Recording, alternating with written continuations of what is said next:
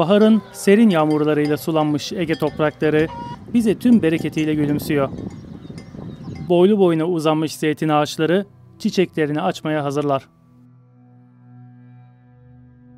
Doğa canlandı. Aydın'da yeşil bir başka güzel.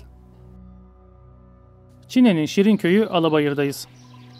Bu köyü ziyaretimizin nedeni sadece doğanın cömert güzellikleriyle buluşmak değil. Aynı zamanda Karya'nın en mistik yerleşimlerinden birisi olan Gerga'ya ulaşmak. Ama bunu kolay yoldan yapmak istemiyoruz. Bu videomuzda Karya'nın en gizemli antik yerleşimlerinden birisi olan Gerga'ya olan yürüyüşümüzü izleyeceksiniz.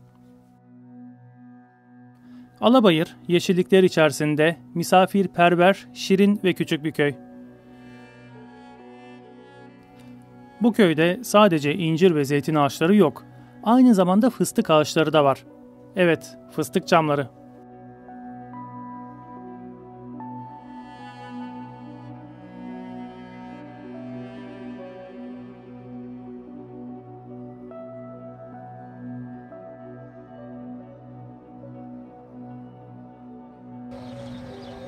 Baharın havasından mı olacak? Köyün inekleri, eşekleri, koyunları bir başka sevimli geldi gözümüze.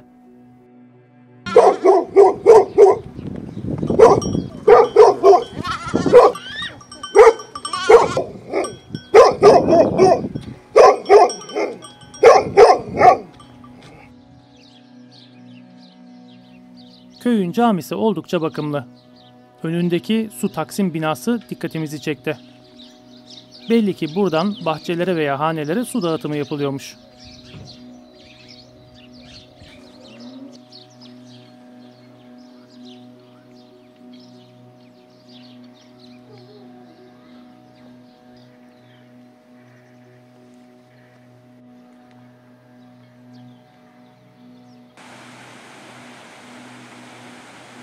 Gerga'nın gizemli kalıntılarına doğru yürüyüşümüze başlamadan önce görmek istediğimiz bir yer daha var. Roma Köprüsü. Tamam. Yaklaşık 1500 yıllık bu köprünün üzerinde adımlamak bizi adeta geçmişe sürükledi. Bölgenin kendi taşlarından inşa edilen köprünün kemerleri hala ayakta.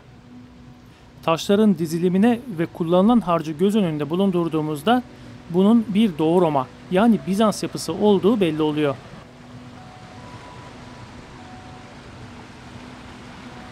Köprünün mimarisi bu kadar yeşillik içerisinde gözümüze bir başka güzel gözüküyor. Çam ağaçları, zakkumlar, köprünün altından akan su, burasının bambaşka bir havası var. Köprüde dikkatimizi çeken bir başka detay da büyük bir kaya üzerine oturtulmuş olması. Böylece hem malzemeden kazanılmış hem de köprü daha sağlam bir temel üzerine oturtulmuş. Neticede suyun büyük bir kayayı sürüklemesi çok zor. Köprüde hatıra fotoğraflarımızı çekiliyoruz ve bu köprünün altından daha nice sular akmasını dileyerek buradan ayrılıyoruz. Yol kenarında bir de kaya pınarı var. Karya bölgesinde özellikle Latmos Dağı ve çevresinde bu kaya pınarlarına rastlamak mümkün. Gerga'ya yürüyerek ulaşmak biraz zahmetli gözükebilir ancak biz hem doğada vakit geçirmeyi seviyoruz hem de yürümeyi seviyoruz. Özellikle böylesine Nisan ayında yemyeşil bir köyde. Bahçelerden geçerken önümüze kimi zaman kapılar çıkıyor. Bu kapıları geri kapatmayı unutmayalım.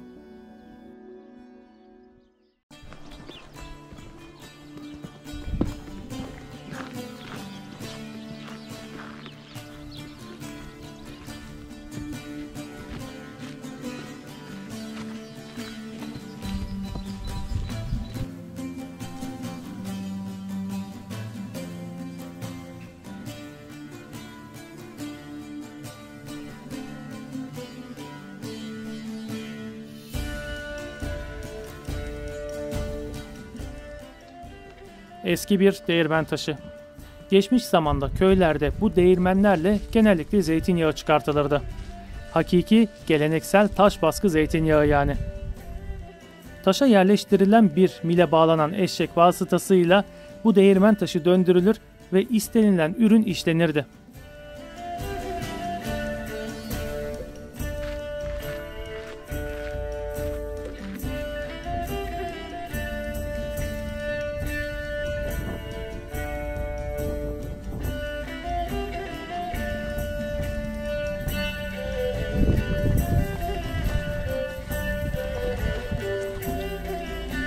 Açacak Lale.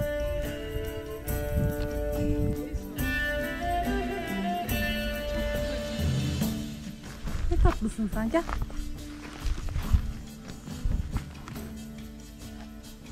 Gel.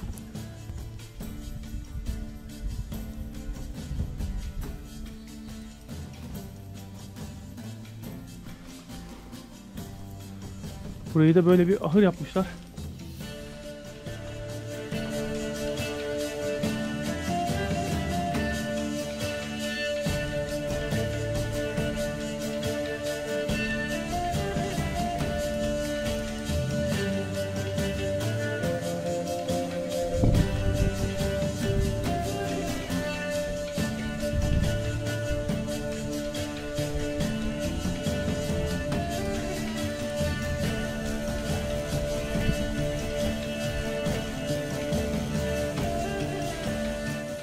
Kimi zaman da dikenli telleri aşmamız gerekiyor. Ancak dikkat, takılmayalım.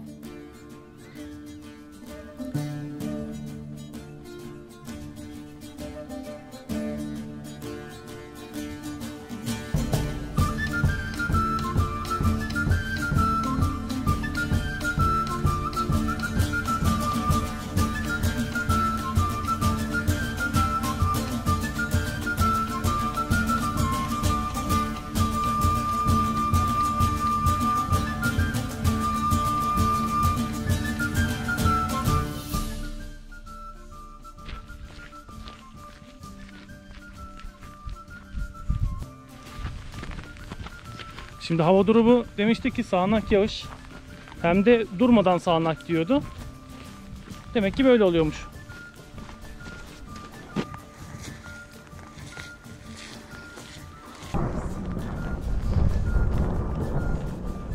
Yani bayağı bir şimşek çakıyor. Neyse gidelim hadi. İşte tapınağa sığınacağız. Düşen serin yağmur damlalarının ardında Gerga nihayet bize kendisini gösterdi. Ama oraya ulaşmak için birazcık daha yolumuz var. Böylesine bir yağmurun altında yürümek bize farklı bir enerji veriyor.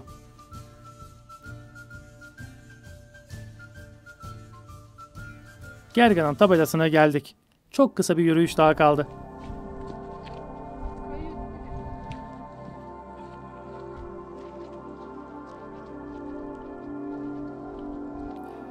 Gerga'nın şüphesiz en dikkat çekici yapısı bu önünde durduğumuz tapınak binası.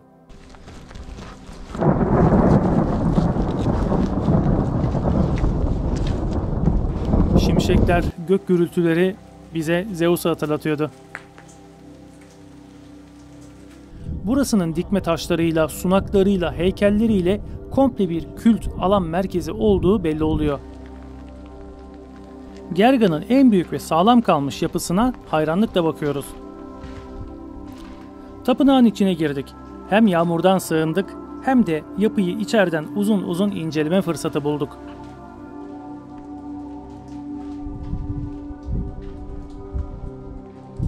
Karşıda gördüğümüz göl Adnan Menderes Barajı'nın su havzası.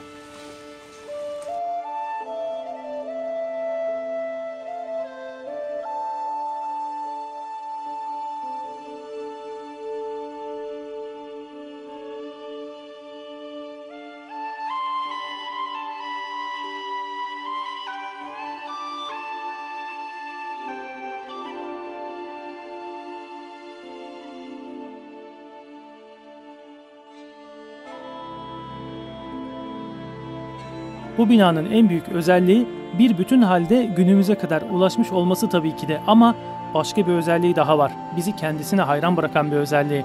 Taşların bir ahşap yapı ustalığında oyularak birbirlerine geçirilmiş olması. Evet, taşlar ahşap gibi oyulmuş ve birbirlerine kenetlenerek bu yapı yükseltilmiş.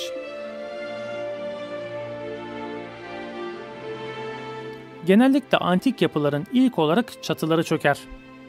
Çünkü çatıları çoğunlukla ahşaptır ve sürekli bakım ister. Bir süre sonra ahşap çürüyünce de çatının komple değişmesi gerekir. Ancak bu tapınakta gördüğümüz gibi çatısı da tamamen taştan inşa edilmiş. İçeriye hala su almıyor.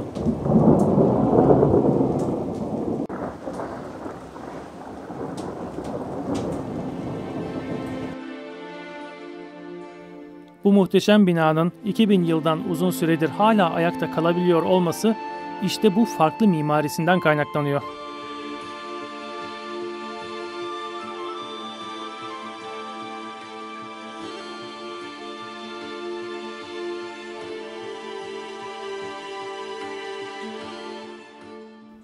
Binanın üzerinde belirgin harflerle Gergas yazıyor.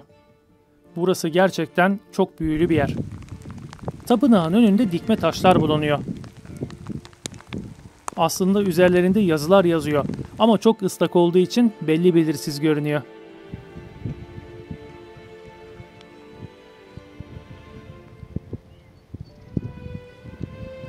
Dıştaki taşın hemen yanında da içi oyuk işlenmiş bir blok daha bulunuyor. Bu blok klasik bir sunak taşına benzemiyor. Üzüm veya zeytin ezmek için kullanılan o işliklere de benzemiyor. Şu ufacık alanda o kadar unutulmaz zaman geçirdik ki yaşadığım hissiyatı kelimelere dökmek zor.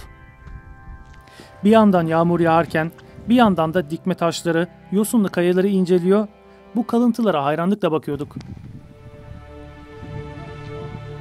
Özellikle heykelin bulunduğu alanı gelince burasının atmosferi daha da efsunlu hale gelmeye başladı. Kalenin üzerinde bir heykel varmış. Ancak yüzüstü yere devrilmiş. Aşağıdan bakınca heykelin ellerini ve hatlarını seçebiliyorsunuz. Oldukça büyük bir heykel.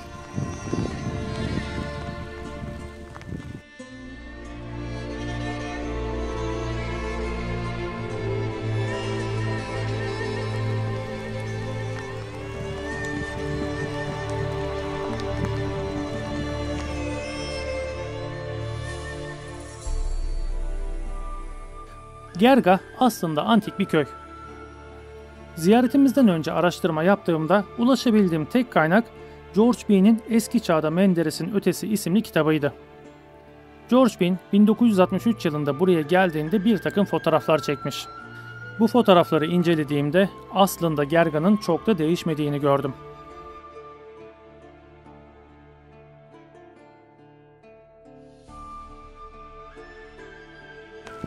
Heykelin bulunduğu kaidenin temellerine baktığımızda süslemeler de görüyoruz. Bu süslemeler kaidenin dört tarafında da mevcut. Sanki böyle parmakları anımsatıyorlar ama aslında parmak değiller. Bunların bir kısmı şu anda toprak altında bulunuyor.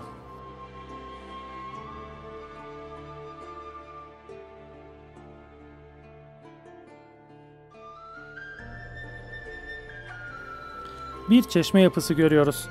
Yine geleneksel karya tipinde yapılmış. İçindeki su oluğu hala sağlam.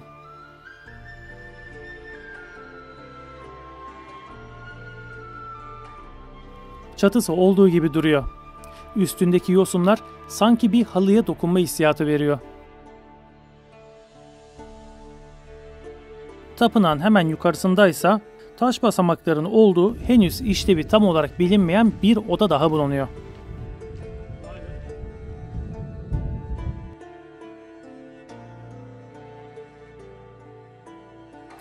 Tamamıyla mistik karya dokusunu muhafaza eden Gerga'nın henüz bir kazısı yapılmamış. Ancak yakın bir zamanda burada bilimsel kazı çalışmaları başlayacağı haberleri gündeme gelmişti. Kitabında George Bean, Gerga için daha büyüleyici bir yer olmadığını belirtmiş. Burası gerçekten de büyülü bir yer. Burayı büyülü yapan en büyük etken de geçmişten günümüze kadar en doğal haliyle ulaşabilmiş olması.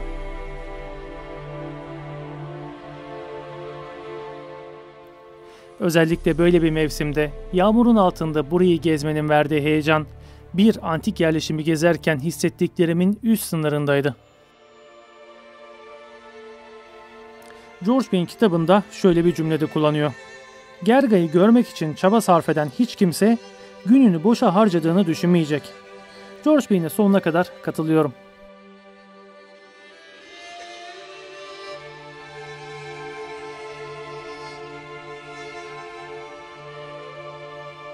Olduğu gibi günümüze kadar ulaşan Gerga'nın gelecek nesillere de sapasağlam ulaşmasını diliyorum.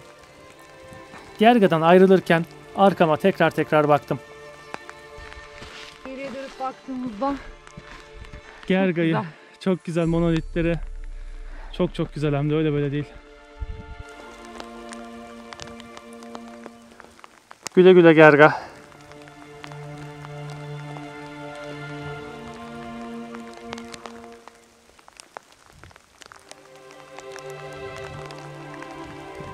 Sizlere hem Gerga kentini göstermek hem de buraya olan yürüyüşümüzü anlatmak istedim. Bu tarz anlatımlı videolarıma devam etmek istiyorum. Ancak tabii ki de sizlerden de destek istiyorum. Kanalımıza abone olarak yeni videolarımızdan haberdar olabilirsiniz. Videolarımızı ilgili arkadaşlarınıza göndererek daha fazla kitlelere ulaşmamızda da yardımcı olabilirsiniz. Bir sonraki videoda buluşmak dileğiyle. Arkeoloji ve doğayla kalın.